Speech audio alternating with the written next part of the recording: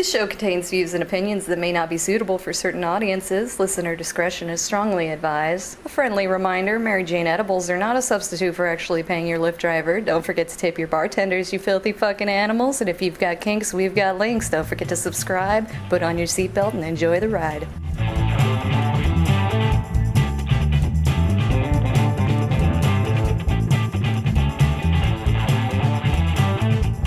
Howdy, howdy, howdy, everybody, and welcome to Thespian Talk. I am your host, Gomer the Ranting Thespian. With me this week is Rosenthorn.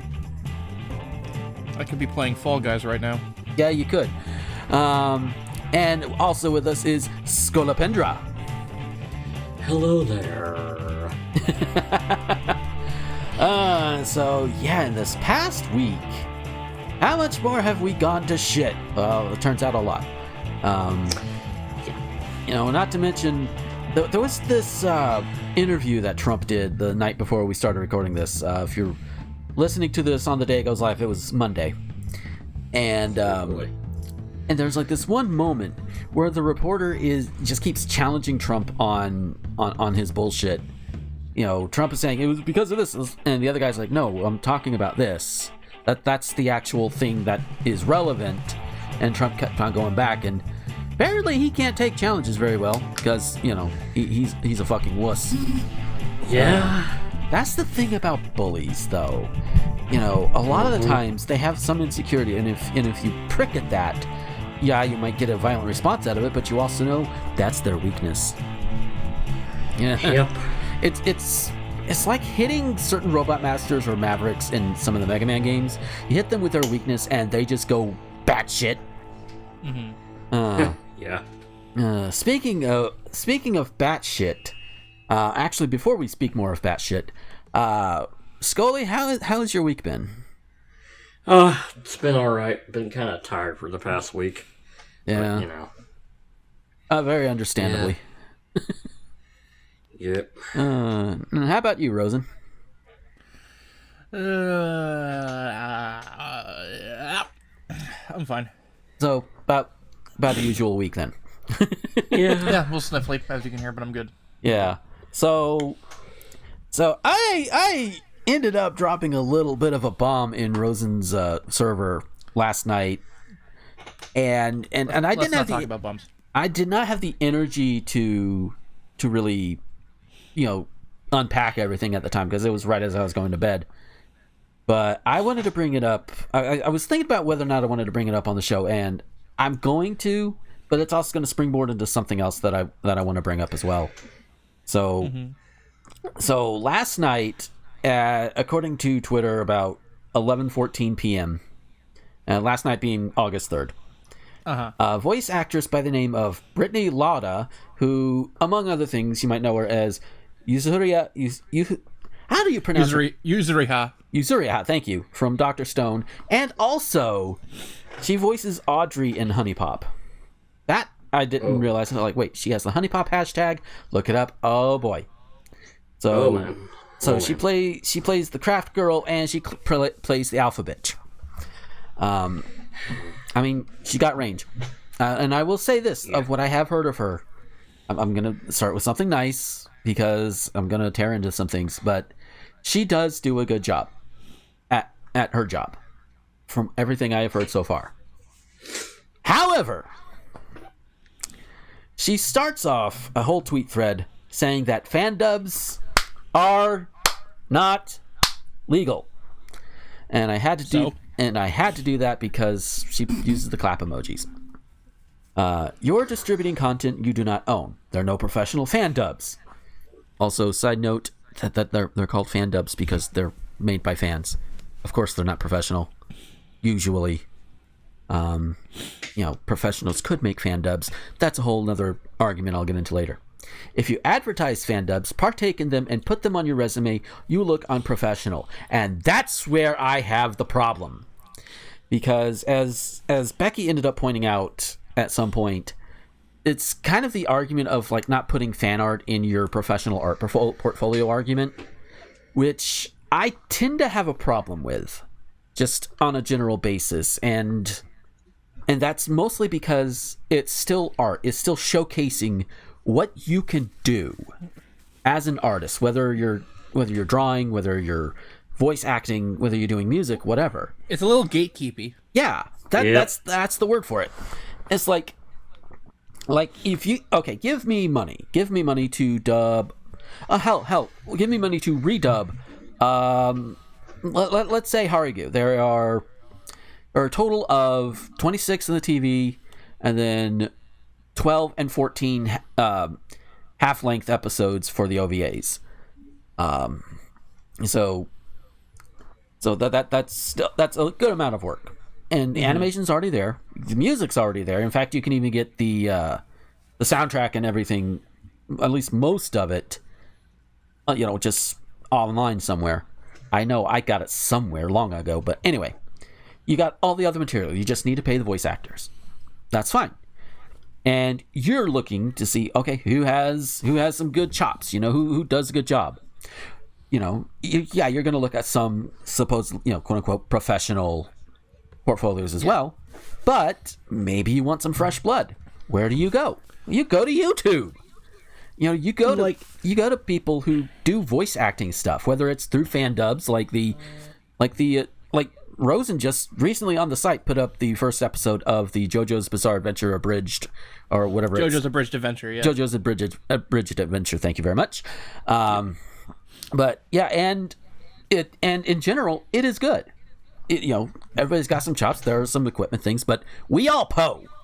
All right. Yeah. So how the fuck am I supposed to get practice? Right. Exactly. So you get the practice. You put it in. Hell, even podcasters. We could be hired as voice actors too. I mean, hell, I have a degree in theater. I could very well do voice acting, and I have. Not professionally, but I have done, not just my own things, but like little things here and there. Few and far between in comparison to my other work, but still, the experience is there. And if your only experience is in fan dubs, then how else are you going to show off your work to somebody who might be looking and just want people to bring things to them? Same goes with fan art. If that's your experience and you can show, because I know a lot of companies, they want you to be able to do like several different styles. They want you to do like, say, a Disney style, or they want you to do Rebecca Sugar style, or they want you to do, I don't like the name, but I'm going to do it anyway, Butch Hartman style. Butch Hartman's a piece of shit, by the way. Just saying, for those who don't understand. And if you want to know more why, look him up on Twitter. I'm not going into it. So anyway, if you can show that you can do that, whether it's fan art or not, then you should be able to get it. And the same goes with voice acting. If you can pull off sounding anywhere near like let's say they, let's say they go and recast Rohan for the Thus Spoke Kishibe Rohan Kishibe, however his name is supposed to be written out in English. Replace that asshole and all of that. Where are you going to look? You're going to look for somebody who has maybe kind of a similar sounding voice, or maybe a little bit of a better voice. There is one person who has been making his own fan dubs of those OVAs, and I've yet to watch them, but from what I'm seeing of what people talking about it and everything, he does a good job based on what I've seen other people say. Again, I've yet to see them myself. I'm only taking word from other people, full disclosure. And that should be enough where Viz, Funimation, whoever is doing the dubbing, I think it's Viz. I know Viz at least owns it. They could look at him and say, hey, this guy right here, with the whole full, like, Leonardo DiCaprio pointing at the TV screen or whatever thing there going on. They could hire this dude, and it would be from his fan dubs. And that's fine. And there have been other people. I think, what was it? Like, Team 4-Star has gotten some more, like, professional voice acting roles from it and everything. So, yeah. So to say that fan dubs are unprofessional or look unprofessional, I also have to say, and this is going to sound mean, and I don't mean it to be as mean as it sounds. But the person who's saying this, I mentioned, she's in Honey Pop. Honey Pop is an indie game. Mm-hmm. So you are in an indie game. That does sound really mean as I say it, but the point is, fuck off with your gatekeeping. Seriously. The thing is, there's a nugget of truth in there, Okay. in that it's probably not good to have fan dubs on your as the only thing on your resume. However, that's an industry problem, not a you problem. Yeah. And that's where the industry needs to be changed up. Because, yeah, maybe one person's experience is only fan dubs. Maybe that's their only experience. Should they Jesus Christ. Should they be out of luck if they... Sorry, I just saw the thing that happened today. Yeah. We'll get to that. We have to. Yeah, we do. But before we get there... But if your only experience has only been able to be gained with fan dubs, then that's all you've got. You should not be SOL for it. If that's the only thing. Like, my acting experience has been primarily with live theater. And any other kind of voiceover experience has been, well, this show, as well as some of my voiceover reviews, or especially my animated review. And I'm actually working on another one. It's not a review, but that's a whole different thing. I'll talk about it later. Point is, it's not as professional, quote unquote.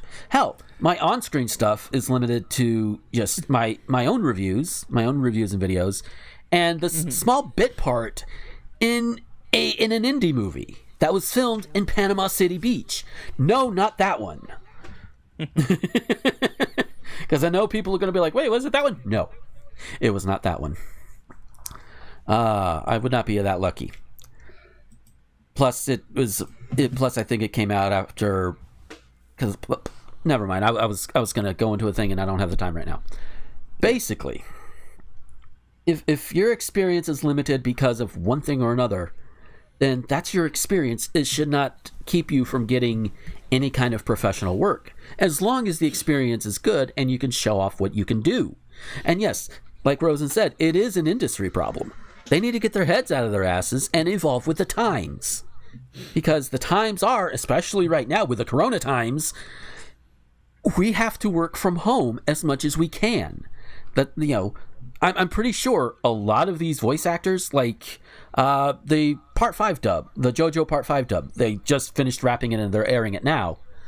I'm pretty sure some of them had to work in their closets or something like that. I'm willing to bet. And there are other voice actors working in their closet. I think, didn't some of the DuckTales crew have to do that as well?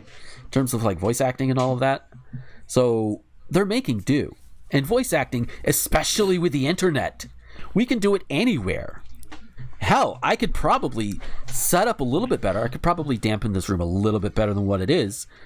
I don't think the echo is coming too bad through this from when I listen back.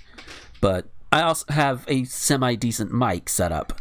So, but as somebody else pointed out, all you really need to do is pad the room better. That's why people with, like, again, Jaden Animations, Odd Ones Out, they didn't start off with the most state-of-the-art equipment. In fact, Jaden, I think she just learned all of her craft from scratch, before she got onto YouTube and everything. She didn't take any. I don't think she took any art classes before she started doing YouTube.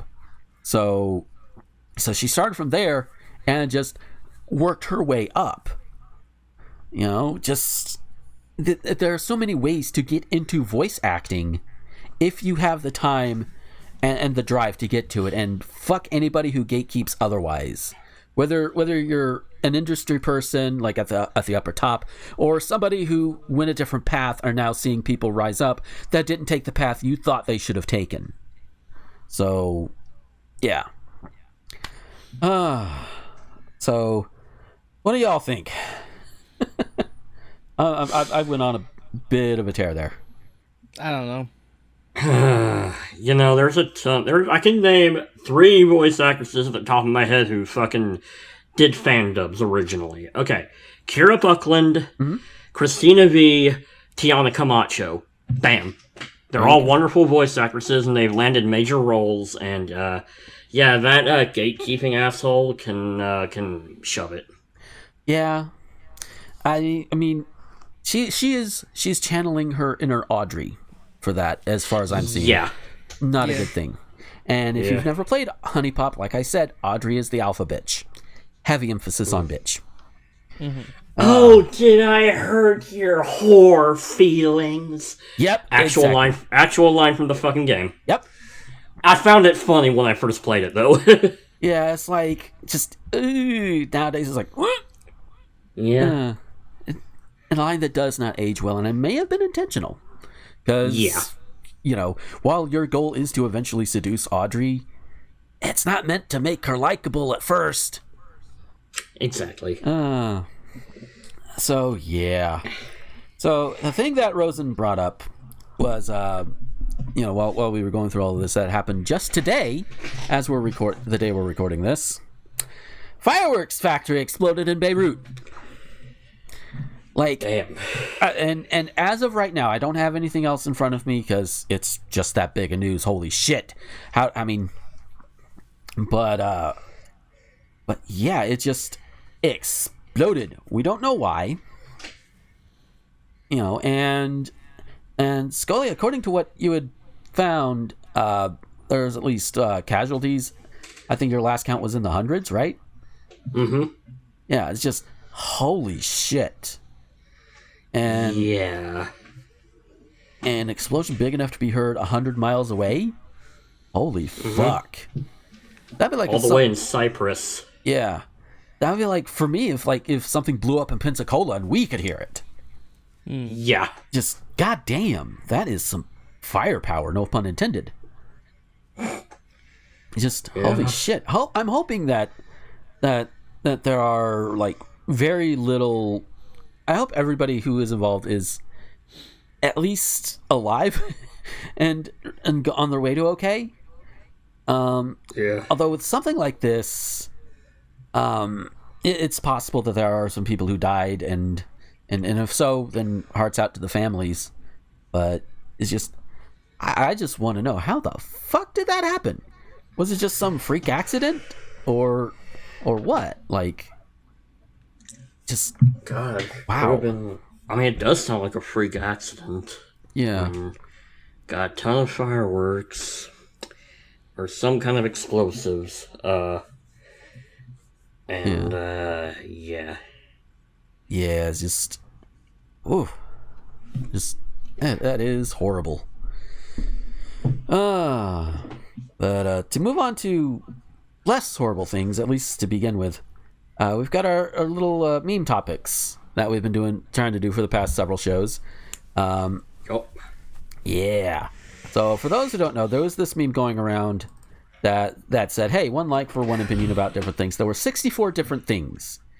We are down. We have been taking them from the bottom and working our way up, and we ended at number 37 last week. Number 37 was free speech, and so this week.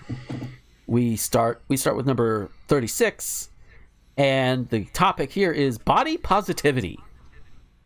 So yeah, it's good. Yeah, it's good. It's an overall good. Yeah, there are some people who may take it too far one way or the other, but it's an overall good. Like, be positive about your body. If you're dissatisfied with it, try and change it. If you're that dissatisfied with it, and yeah, I know it's easier said than done. Hi, I'm a victim of that myself. But at the end of the day, the goal is to be, the only person who should be allowed to make you feel shit about your body is you. And that's the key term, should. Other people will try or even succeed to do it, whether you want them to or not. But they're assholes. But yeah, an overall good is body positivity, yes. That was actually one of the shortest ones. Next one that I'm actually having to look up and make sure. John Mcafee, who, I just put his name into Google. He is the one who behind the whole computer program, the Mcafee computer program, and all of that. And he killed a guy.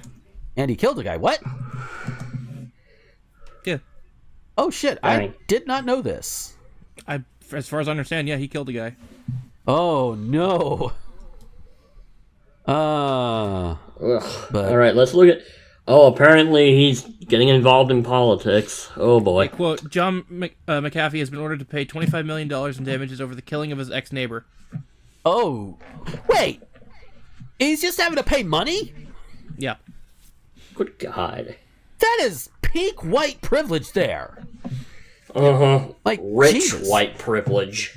Maybe it's a good thing I don't use his shit. Yeah, kind of sick of having that shit. Well, okay, it doesn't always happen, but it comes pre-installed on a lot of computers, so... And apparently it's a shitty antivirus, too. I mean, just use Windows Defender and Malwarebytes and you're good. Yeah, Windows Defender. I use Adaware personally, which takes care of pretty much all of my needs, so... Yeah. Let's see. He sought the 2016 Libertarian Party. Oh, of course it was. And apparently... Let's see, it looks like... Oh, go ahead. Oh, I'm just reading the Wikipedia. Apparently, okay, standard libertarian stuff. Okay, decriminalization of marijuana, ending the war on drugs, non-intervention, free markets, and... Oh, but yeah, he advocates for, quote-unquote, religious liberty. Which is code for, businesses can discriminate against you if you're gay. His vice presidential pick was Joseph Joestar. What? What? Yeah. Wait. Or something like that. Hold on. Wait. Uh-huh. Oh, no. What? Wait. What? I'm just... Excuse me. He was... Yeah, look at his Twitter. Okay. I'm gonna... Okay, his Twitter. Where is his Twitter? It's got to be over here somewhere. I'm putting it in the green room. Okay, he's just gonna put it in there. All right, but just oh my god, no. Or at least that's his fucking thing. Yeah, but just what? For my millennial followers, I see a world where all are free to live their adventures. It's why I love JoJo. Every arc, I'm confronted with experiences that mirror my own. My stand, new order, the power to control the minds of feds, show them the light. What the fuck? What? That is peak. Hello, fellow kids. Just okay. Wow. I'm glad. I am glad you like JoJo. Good on you. But you're going a little too hard, man. Yeah. Just a little too hard. Oh, Jeebus. I haven't seen somebody try this hard since the last time Vi sent me one of her Plenty of Fish escapades. Yeesh. Oh. Those guys are tryhards. Oh my god. Oh, shit. So, the next one up is tattoos. I don't have any, but if you do, fine. Some of them look great. You know? Yeah, same. You know, I mean... Yeah, I mean, some of them look really friggin' cool. I noticed one chick, she's got this, like, full sleeve of... Oh, it's a YouTuber I watch, Luca Jin. She's got this full sleeve of, like, an Okami tattoo. Amaterasu fighting Orochi. It's such an awesome tattoo. But yeah, like, I mean, I wouldn't personally want to get a tattoo, but, I mean, they can look really cool. Oh, yeah, definitely. Yeah. I wouldn't mind with, like, temporaries that you could just put on and wash off or what have you. But, Yeah. nah. I've got a thing about needles anyway, so... Yeah. And I know Mel has several. Like she's got a fucking really good-looking Metroid one on her leg. And it looks awesome. Nice. Oh my god. Nice. And she's got a little Space Invader on her wrist. It's really cute. But yeah, I can handle needles, like if I'm getting, like, you know, blood or plasma drawn or whatever. But just the idea of the needles just doing that to me on the skin is just like, no, I don't think I could do that. You know, props to people who can. And especially those who get, like, the really cool stuff. Like I said, you know, good-looking Metroid on the leg. That looks awesome. Yeah. But yeah, tattoos. Yeah. And anybody who's like, well, tattoos shouldn't be in the workplace. Fuck you. Let their individuality fly free, you know? Yeah. With So, some my personal opinion is that generally speaking, I mean, I'll allow for some exceptions, because there's always one. Yeah. Generally speaking, face tattoos look ridiculous.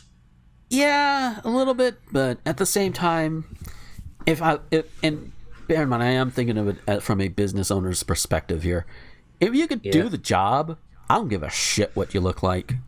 If you do the job. Yeah. You know? That's the biggest thing. Yeah.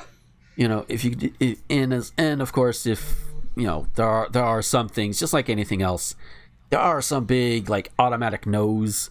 Like, if you come in here with, like, a swastika on your forehead or something, first of all, I'm going to be like, are you back from the dead, Charlie Manson? And then the second is going to be, get the fuck out. Yeah.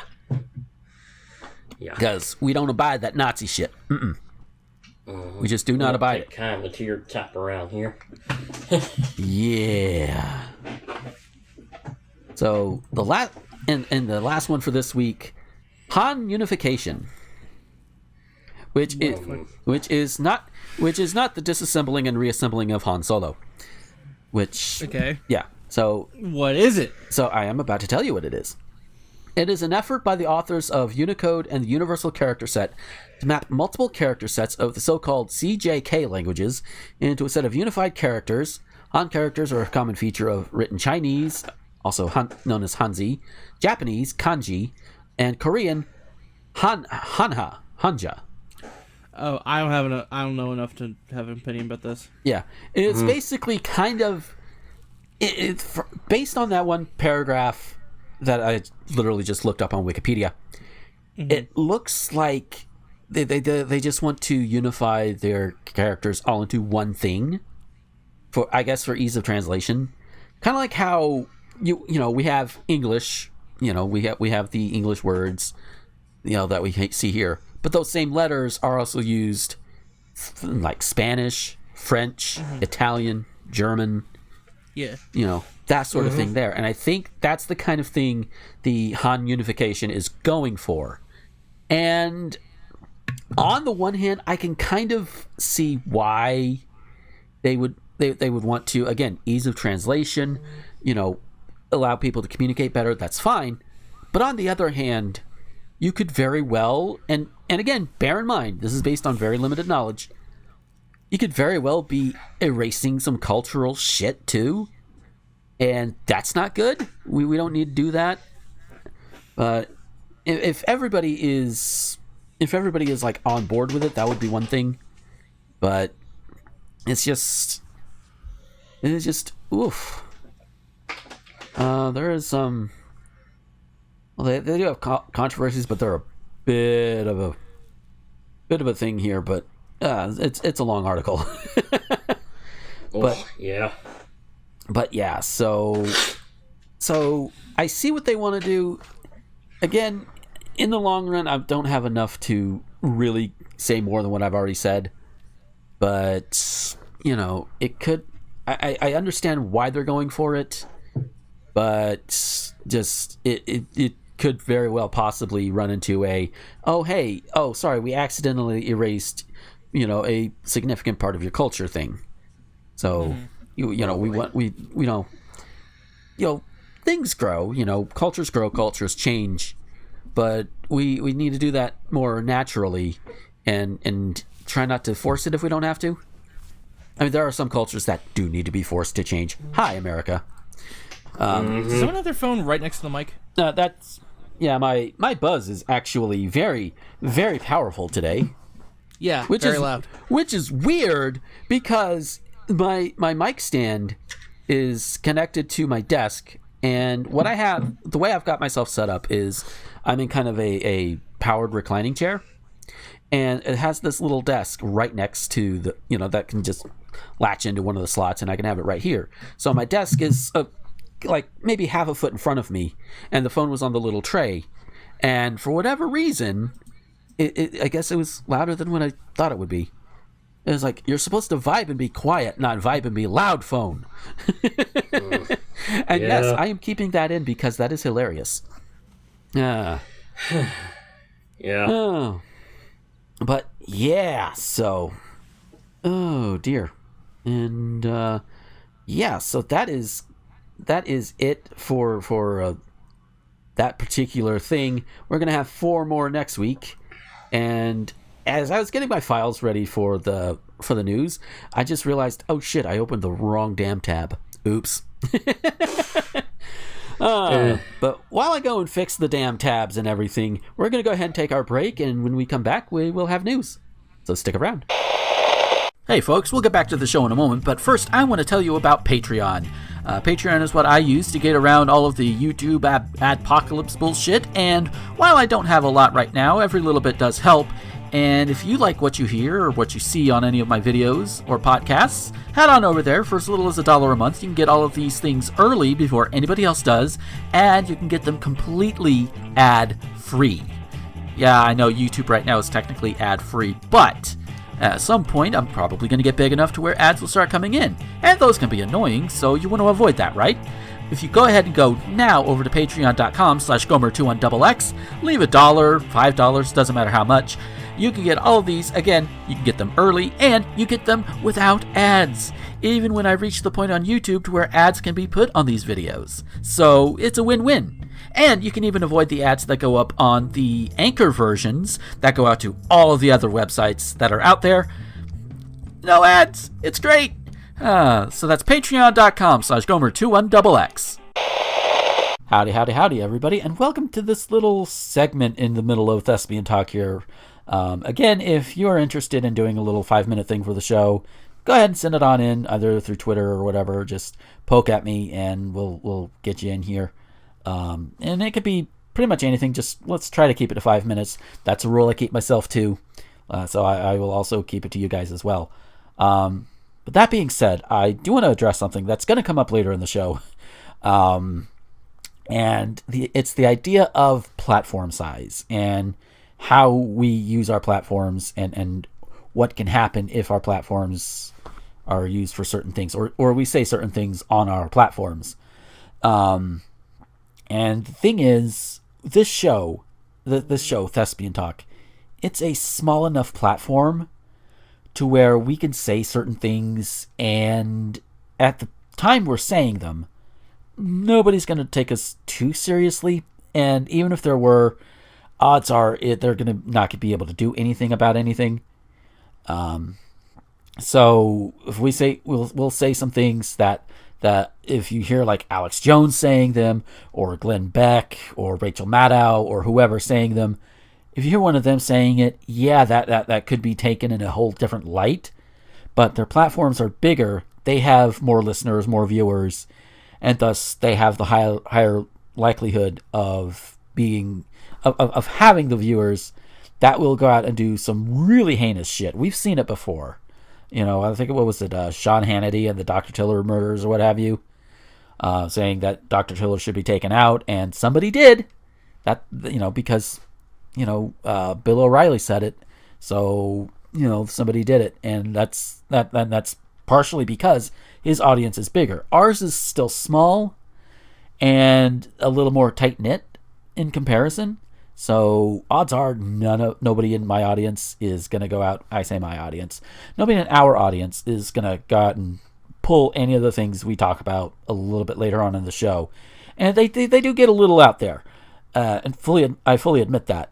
But at the same time, just know that when it comes to us, we're not big enough to really have any effect on it. So, and even if we were, we're all Poe. We can't do much other than just shout and hopefully get more of an audience. And I understand if as we do grow, and I like to think we will eventually grow further. That we'll take that into consideration as well. But we're small at this point, and if you're listening to this in the future and you're thinking that whatever we say involving certain things is a good idea, don't. It's not worth it. You're not taking one for the team. You're really not. But there are other ways to deal with things like that than what we say here, at least on the individual level. Other levels is a whole different story. But but yeah, this is basically cover our ass the segment this week. That's basically what this is. So yeah, just keep that in mind. Bear with us. We're all frustrated. We've got to get things out here and there. And our platform, at the time of this recording, nowhere near big enough to really affect anything. So yeah. Asses will be covered twice over by the end of the show. And, yeah. Hope you enjoy the rest of the show. That's slightly a little bit better. Take care, everybody. Bye.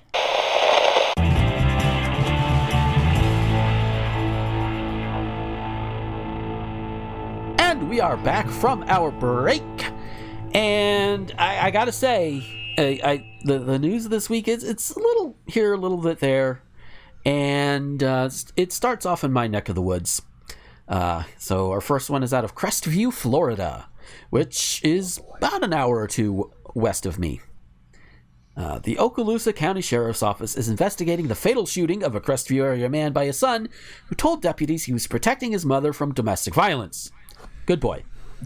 Lance Weindel, 42, died Sunday evening after being shot at his home on Lake Silver Road, according to the Sheriff's Office. His 21-year-old son told deputies that it happened after his father attacked and began choking his mother following an argument over, of all things, sweet tea. His mother and other witnesses confirmed the son's account, Okaloosa County Sheriff's Office has said. Okay, first of all, this reads, like this was definitely something that had gone on way too long in terms of the father choking the mother. That's how it reads. It's like that's gone on long enough. The son is like, fuck you, boom. I don't know if he intended to kill him. Maybe he did, because yeah, that's his mama. You in the South, you don't fuck with somebody's mama. That's a good way to get a bullet to the face. Which, Mr. Weindel, that you learned. You fucked around, you found out, didn't you? And now you ain't here no more. So, and of all things, an argument over sweet tea. Now, here where I stay with my folks, my mother drinks gallons of sweet tea in a week. She loves the stuff. And every now and then, she asks me to do some for her because she's busy with other things. And I'm sometimes okay with it. And we have had arguments over it over the years even. And it's never really been, at least in and of itself, any kind of drop down, drag out fight, whether, and it's usually verbal, because we ain't about to start trading blows. But we have had arguments over it. Not once have either of us thought to choke out the other. Especially not on sweet tea alone. So this guy who was killed, this son was, this guy this Lance Weindel asshole. That was something that just drove him over the edge. And he probably, and bear in mind, I am making a lot of guesses here. He was probably a serial abuser who kept abusing this woman for an extended length of time. And her son, said, hey, that's enough. Get the fuck off of her. And just that one time you snap, and this time happened to be fatal. So I you know what? Good on the son. That's one less abusive fuck out there. Like, yeah, it's like, sorry, most of the time something like this happens, like somebody gets shot in a dispute or whatever. It's like, oh, hearts out to the families. They're like, no, I'm pretty sure his family, especially his immediate family, is like, yeah, he's gone. They'll probably grieve because, hey, humans. But after that, they'll look back and be like, yeah, he was an abusive shit. We're better off without him. Yeah. So, yeah. So, in my eyes, this 21-year-old is a fucking hero. So, yeah. Protecting your mom from domestic violence. And I do want to note, because somebody might be out there and be like, well, what about the other way around? If it was the other way around, same thing. Equal opportunity. If you're an abusive shit and it keeps going on and gets you killed, good. You know, if you, the abuser, gets killed, good. Because, you know, fuck it. Because if it's going on long enough, that means it's been long enough. You have not grown or learned. There is a point where you just have to say, that's it. And this guy reached it. Mm-hmm. So, Scully, we're going to start with you on this one. What do you have to say? Good. I mean, yeah, like you said, this abuse has probably been going on for a long time, and, you know, the son probably thought that this man was about to kill his mom. Yeah. And, you know, and a lot of people are going to be saying, oh, well, it's vigilante justice, and that's bad, and, you know the cops don't take domestic abuse seriously, right? Yeah. They're the ones doing it. They don't. Mm-hmm. Yep. 40% of them. That's what I heard. Yeah, it's the same reason why a lot of rape victims don't report their rapes. Mm-hmm. Mm-hmm. Like this ties into a Facebook post I made I don't remember how many days ago it was, but two of my Facebook friends kind of got into a thing over the fact that you know that you should like kill your rapist or whatever, that thing like there. Or no, it was about a woman who was put in prison and I think was released after killing her rapist.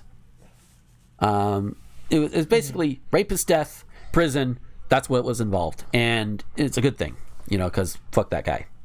Mm-hmm. Yeah. So one of my friends came along and said, you know, was pulling the whole, well, it's vigilante justice. You should let the law take care of it. And one of my dearest friends came on and she unloaded. This friend had been assaulted many times in her life, and the cops were about as useful as a wet paper bag in getting any sort of justice for her. Yeah. So, yeah, that is the point where it's like it's like you can kind of tell, and I don't want to presume on the first friend who called for the law, but I'm willing to bet that first friend had never been in the position that my longtime friend had been. I'm willing to bet. I am making a major assumption here. But if you've seen or you've had the personal experience of needing that justice from the law enforcement and you don't get it when something heinous has been done to you, what else do you have but vigilante justice? You don't have anything else. Because the law is obviously not on your side, and this motherfucker is getting off scot-free. They deserve to have some sort of thing happen to them. If they are a serial rapist with no remorse, there. Yeah, I said it. Uh-huh. But, you know, that's the whole thing. The cops aren't doing their jobs, as we've seen time and time again. Rosen, do you have any thoughts you want to add onto this? You killed me. Good. Yes. Everybody be like Zelda. And our next story comes to us out of Harlan, Indiana. Oh boy. Where an 11-year-old boy took a Mini Cooper on a joyride, drove through a shed, and hit a tree in Harlan on Saturday evening. Police and medics were called around 7:15 p.m. to the area of Antwerp and Trammell roads on a report of a crash. Crews arrived to find a black Mini Cooper crashed there. According to a report from the Allen County Sheriff's Department, an 11-year-old was behind the wheel of the car when it left the road, drove through a shed, and hit a tree. The child was taken to a local hospital in serious condition with a head injury, the report said. At last check, the boy was doing well and is going to be all right. Authorities are working to learn how the juvenile got the keys to the car and why he was driving the vehicle. Crash remains under investigation. Okay. First of all, glad the kid's okay. Hope you learned your lesson. That's number one. Number two, I'm pretty sure the kid stole him from his parents, and he's probably driving it because, fuck you, I want to drive it. I'm a big boy, I want to drive. I did something similar at a much younger age. I was like 4 or 5 or something, and we were living in Evansville, and And it's like I got, I don't remember how I got the keys, but I remember like starting up the car and like, putting it in reverse. And next thing I know, the ass was across the street hitting the tree. Oh, God. And yeah, I got into trouble, like I should have. Yeah. And that was basically it. So kids are gonna kid. It's like that one kid like a while ago who wanted to drive to LA so his relative could buy him a car. And bear in mind, this kid was in Utah and made it to the interstate. So kids are gonna do things like this. That's why you need to parent them. Yeah. Guess what? What I did? I didn't do that again until I was learning how to drive properly. You just no. I mean, and I will admit I did back up into one other tree, but that was well beyond that, and that was because it was fucking dark. So yeah. So it was a little hard to see.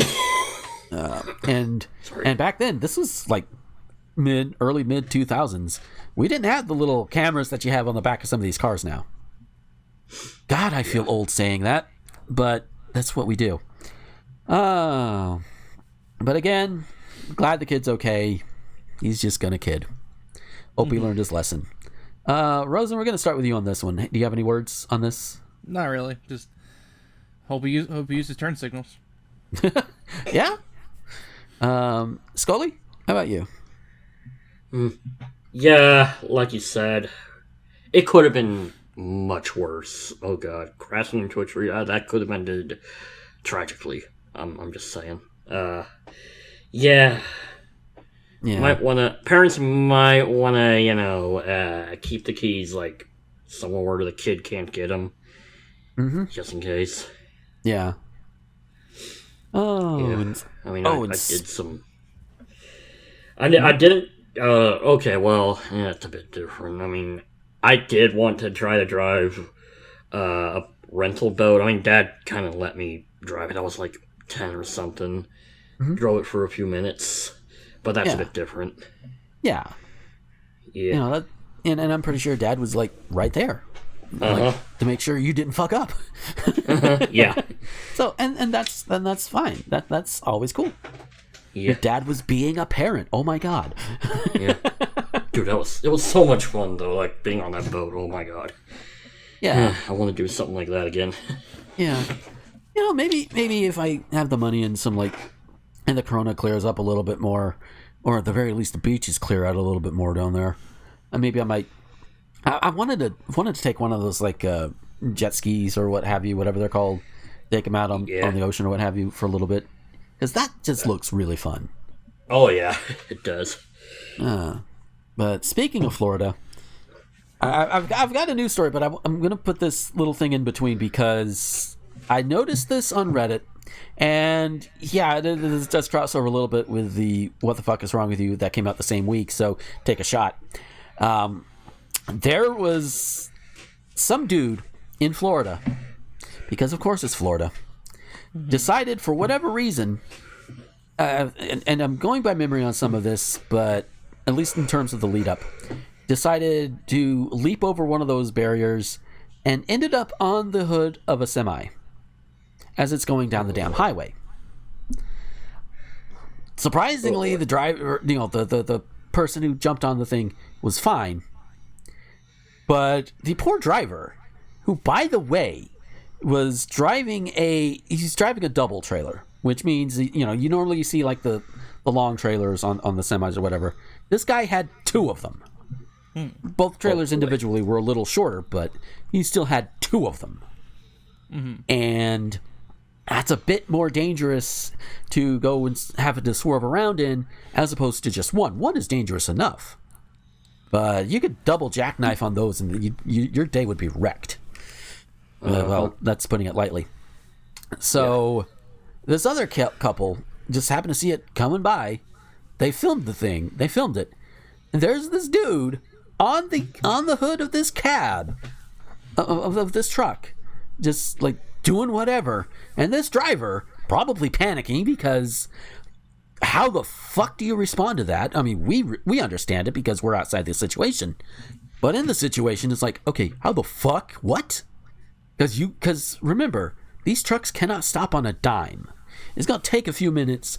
Well, not a few minutes, but it's going to take a few seconds for that thing to slow down and stop. So, you could do that, but that's not going to get the dude off your windshield.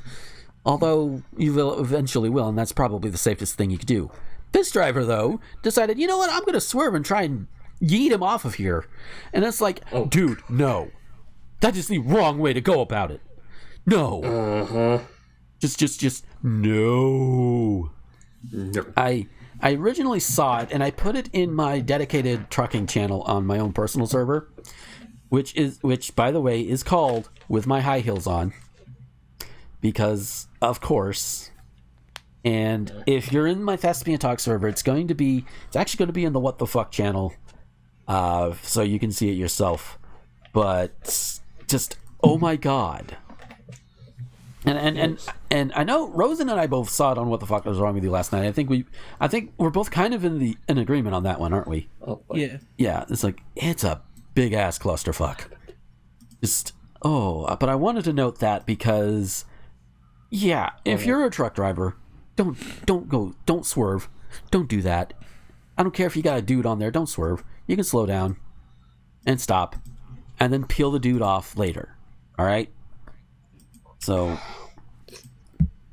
and also it also didn't look, from what I saw of it, it didn't look like the dude was hindering your line of sight either, at least not too badly.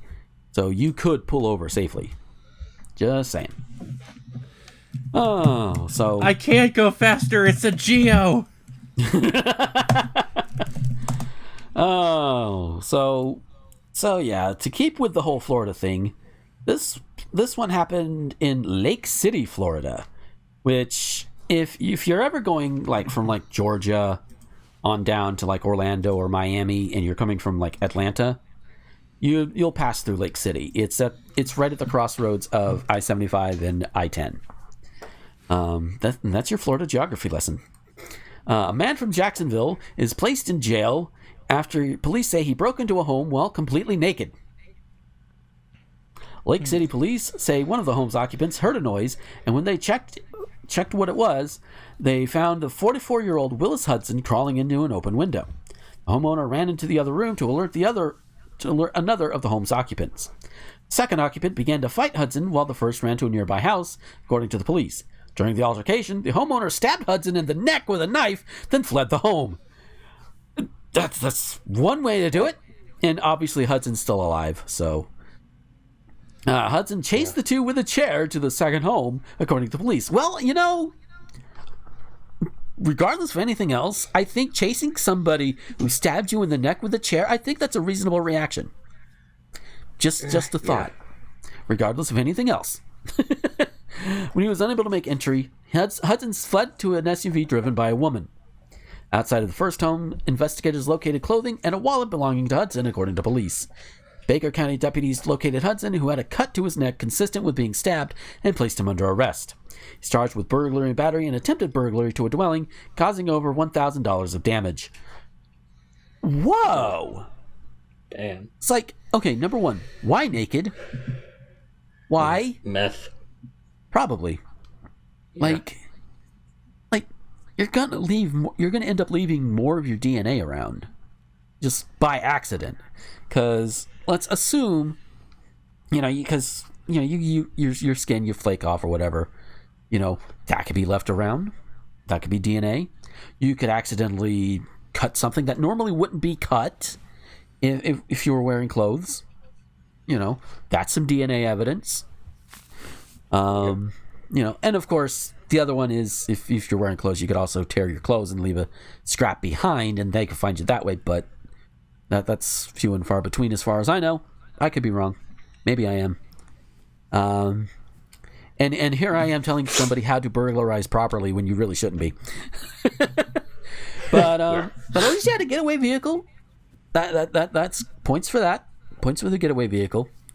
Although, if I were the woman in that situation, I would have went to pick up his clothes. But, she was probably looking at the whole scene like, what the fuck? This motherfucker chasing him with a chair. Now, what the fuck is he doing? Just Yeah. oh damn. So Scully, what do you have to add to this? Meth is a hell of a drug. It is indeed. Oh, yeah. So, Rosen, how about you? I don't know. It's just one of those things. Like, what the fuck? Yeah. Speaking of what the fuck, so we have talked a lot about, you know, fuck the police, and the police being just generally pieces of shit. And I know somebody's gonna be like, but there are some good ones. Well, what are the good ones doing about the bad ones? So, but you have the good, you have the bad, then you have the stupid. And sadly, this stupid also leads into other definitely more timely things. But yeah, this one's out of Aurora, Colorado. Police detained and handcuffed a black mother and 4 children after mistaking their SUV for a stolen motorcycle from another state. Let me repeat that. Mistaking their SUV for a stolen motorcycle from outside of Colorado. How do you make that mistake? Racism. That's part of it. That is part of it. It happened in the parking lot of a shopping center off Buckley Road and East Iliff Avenue Sunday morning. Why are you placing these children on the ground face into the concrete? It's hot in front of all of us. Racism. Definitely racism. They're telling you they are hurt, witness Jenny Wirtz said. Wirtz recorded the incident along with several other witnesses. She says a police car slowly pulled behind the family. The officer drew their weapon on the family and ordered them out of the car. Several of the children were handcuffed. We'll try and skip over some of it because it does get a little bit long, and it's just basically saying the same thing. Cops were racist fucks, not just racist fucks, but stupid racist fucks. The car the family was driving was not stolen. Police used a license plate scanner to gather information on vehicles in the area. They should have been looking for a motorcycle with the same plate from another state. Interim Chief Wilson blamed the license plate reader, but could not explain why the dozens of officers who responded did not confirm the vehicle description. One more time. Racism. Exactly. Yeah. So you have there's a lot more. There's a bit more to the article. The officers did realize the mistake. Family was uncuffed, and you know, hey, you know, officers still kept coming in.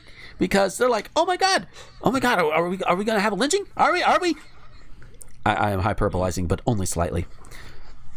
So yeah, I hope the cops in question all get their asses handed to them, at the very least legally.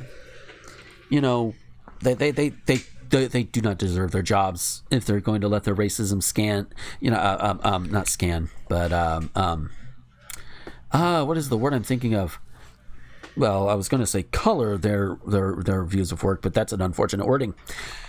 Basically, racism caused their stupidity.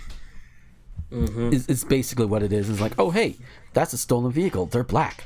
Oh, that's a motorcycle, John.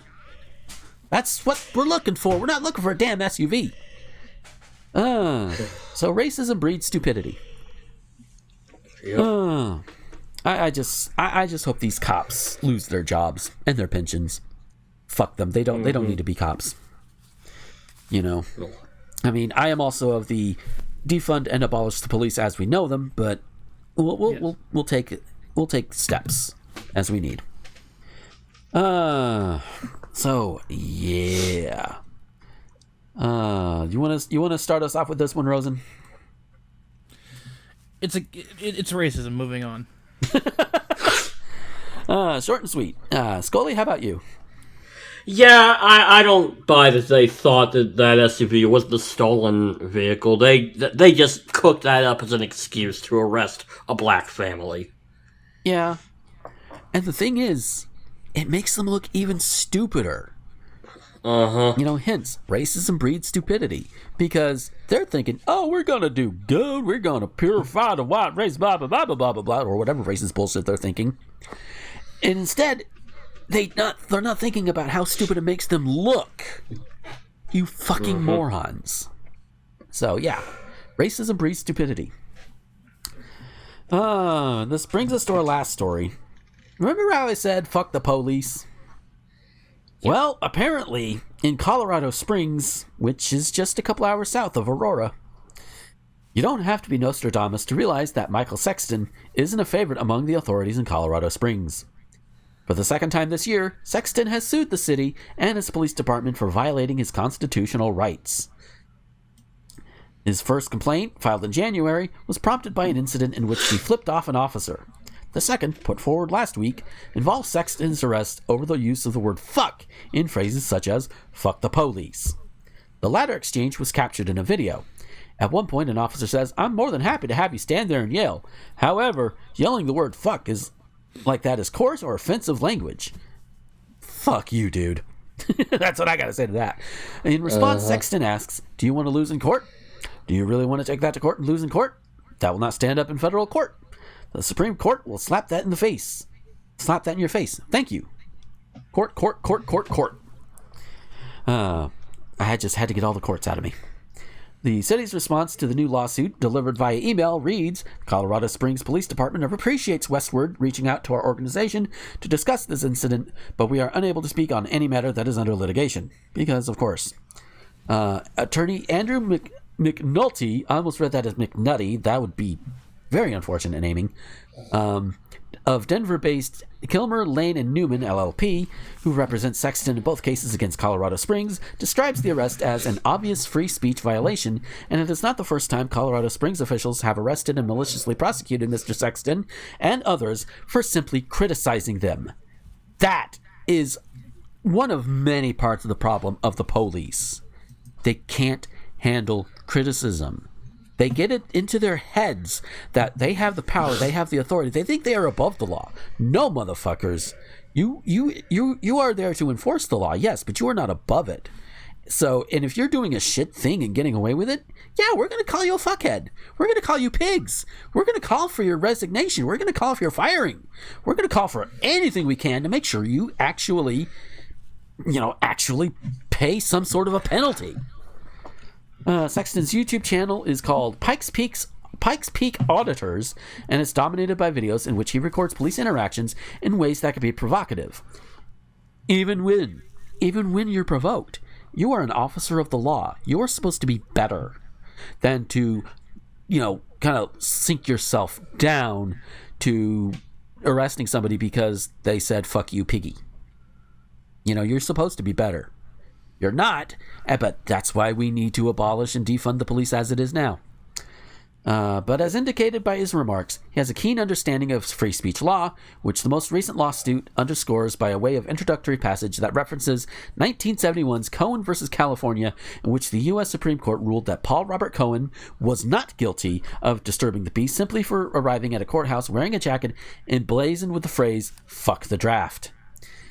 One passage reads, "Plaintiff Michael Sexton was subjected to a humiliating arrest for simply saying the four-letter word that the Supreme Court of the United States held over 50 years ago in Cohen is protected by the First Amendment, that word being fuck." Also shared in the document is this excerpt from Cohen versus California majority decision. "The state has no right to cleanse public debate to the point to where it's grammatically palatable to the most squeamish among us.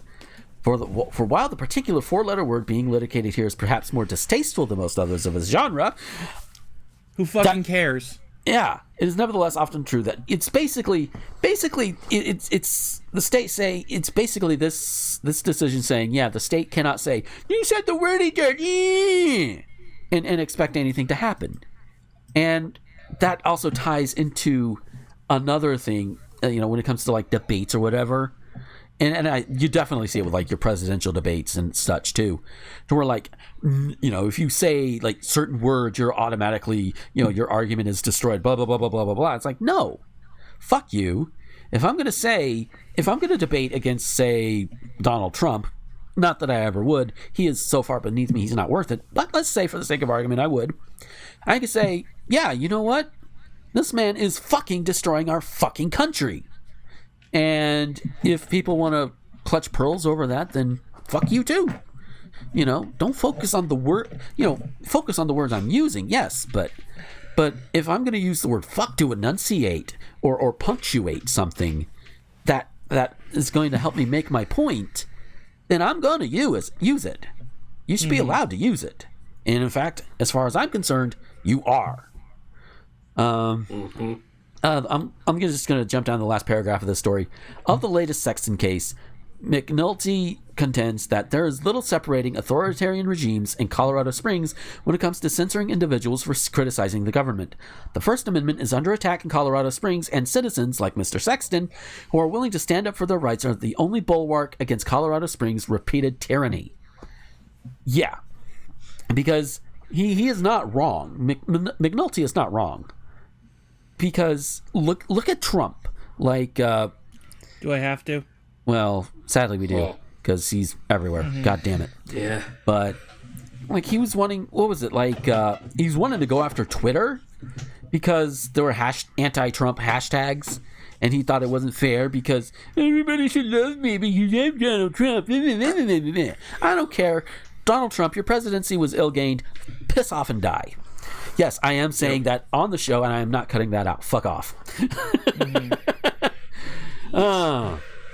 Because he is old. He is old. He needs to just go. He has outstayed his welcome. He outstayed his welcome a long damn time ago.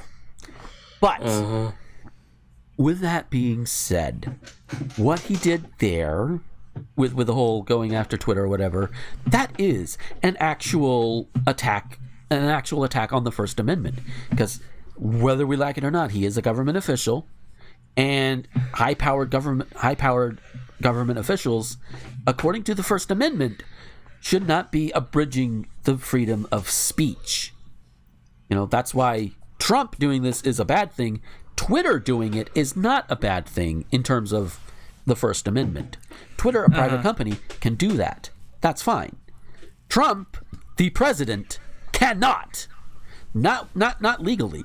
Not that he cares about legality, but he's going to try anyway because he thinks he can get away with anything, and too many people have let him get away with anything, and he needs to be taken down. So, Rosen, you seem like you have some stuff you want to say, and I just kind of bowled over you, so I'm going to let you go. I can't say it without being arrested. Well, I mean, I literally just said that the president can go fuck off and die, so, you know, I think you're going to be okay.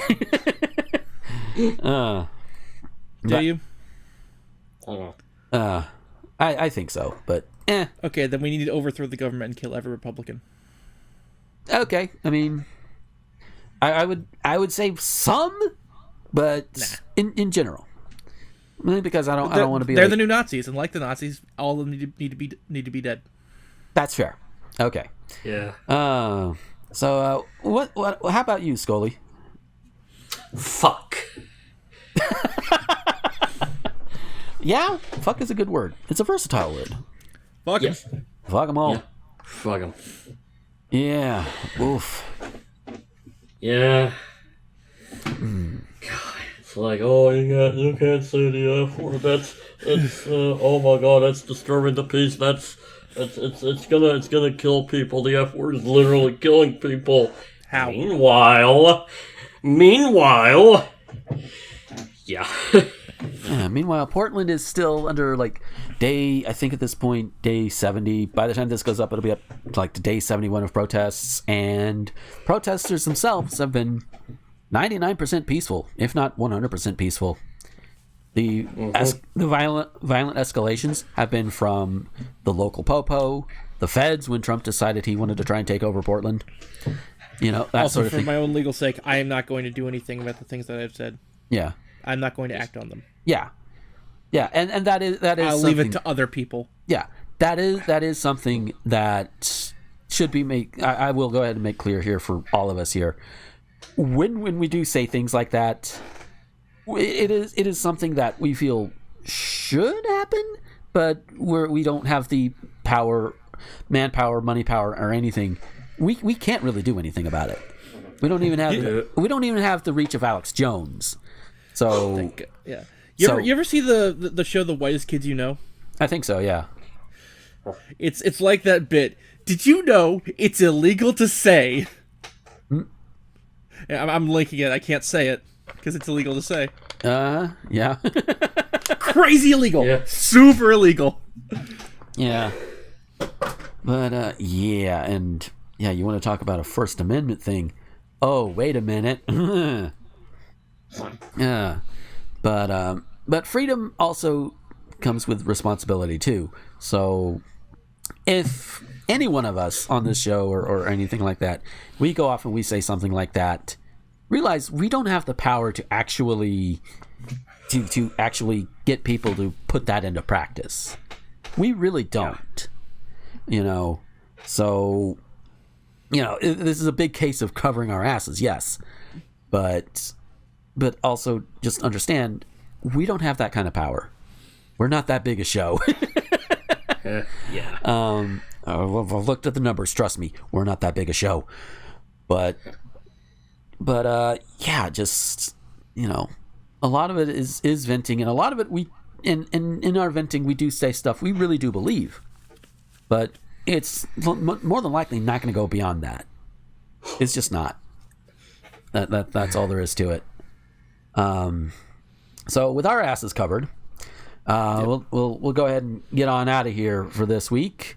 Yeah, because I have some notes to take for podcast tonight. Yeah, because you got your own podcast thing to work on, and I have 3 hours of show to watch. So oh, I gotta lordy. I gotta wait till Casey's done too. So yeah, and I mentioned it. I touched on it a little bit earlier in the show, but I am taking my Friday night Pokemon Emerald solo Umbreon randomizer streams, editing them down and making a video out of them, a la like the Pokemon challenge videos that like Madry Bread or J Rose will put out, that sort of thing, in that kind of a style. So it's gonna be interesting. And if you've watched my streams, you'll probably have noticed my updated look and my sprite. I need to get some artwork to update all the other parts of my look too, but baby steps. And but that's going to be like a debut of that particular sprite in a long form pre-recorded video thing. So it'll be cool. But yeah, there's like at least currently 6 hours of footage. I'm still even writing the script, because I've got to go through everything and remind myself. Also, fuck that Porygon. God damn it. If you weren't there, just wait for the video. Or you can watch it on the VOD on my gaming channel, which should be in the doobly-doo. But before we get to my stuff, Rosen, if we wanted to find you on the social media, where could we find you? linktr.ee/Rosenthorn. Sweet. Is there any underscore in there, or? No underscore. All right. So, and Scolipendra, where could we find you, my man? Twitter.com/Scolipendra or Scolipendra91 at Tumblr.com. Sweet. And you can find all of my links and all of the other links down in the doobly-doo. Mine in particular are at linktr.ee/Gomer21XX. That's got links to everything that I do. Well, most things that I do. There are a couple of things I separate out. But you can find the Twitter, you can find the Facebook, you can find, I think, all of my YouTube channels, including the one for this show, in there as well. You can find the Patreon, you can find the Anchor page, which, if you want to help out that way, Anchor support is always a thing. Probably, I'm thinking about maybe doing a Ko-Fi as well, for like one-timers or what have you, but I'll look into it. And of course, we also have Mel Paradise and Becky Hopkins, who do the opening voice thing, opening spiel, and the artwork respectively. Their links can be found in the doobly-doo as well. Go and check them out. Mel has been making masks like a motherfucker. She has made well over 1,000 masks since COVID got really bad in America. I have a few of her masks. They are very, very good quality masks. And very functional too. So if it gets to be wintertime and you're going out and you need something to cover your face, one of her masks will do the trick. Now just get something to cover the rest of your head and you're fine. And Becky, she is, she does the artwork. She has her comic Otherworldly. I believe hers has been updated with a card that's also down in the doobly-doo. You can check out all of her stuff down there. Commission her for some stuff, but it's gonna be good stuff. Let me just tell you that right now. He's good. So, with all of that said, thank you guys for listening, And until next time, this is Gomer the Ranting Thespian with Rosenthorn and Scolipendra, signing off. Later. Scrimbly Vimbly.